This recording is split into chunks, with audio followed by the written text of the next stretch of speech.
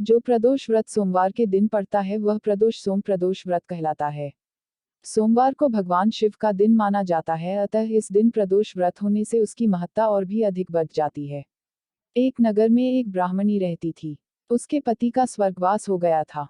उसका अब कोई आश्रयदाता नहीं था, इसलिए प्रातः होते ही वह अपने पुत्र के साथ भीख मांगने निकल पड़ती थी। भिक्षाटन से ही वह स्वयं व पुत्र का पेट पालती थी। एक दिन ब्राह्मणी घर लौट रही थी तो उसे एक लड़का घायल अवस्था में कराहता हुआ मिला। ब्राह्मणी दयावश उसे अपने घर ले आई।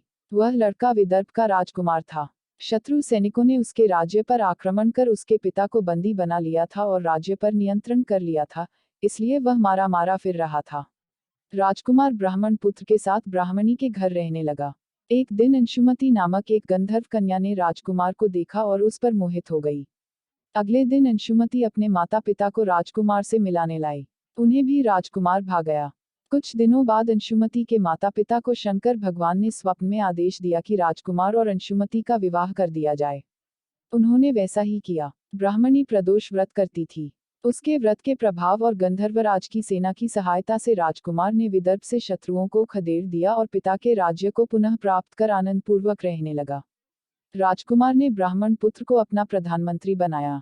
ब्राह्मणी के प्रदोष व्रत के महात्म्य से जैसे राजकुमार और ब्राह्मण पुत्र के दिन फिरे, वैसे ही शंकर भगवान अपने अन्य सभी भक्तों के दिन भी फेरते हैं।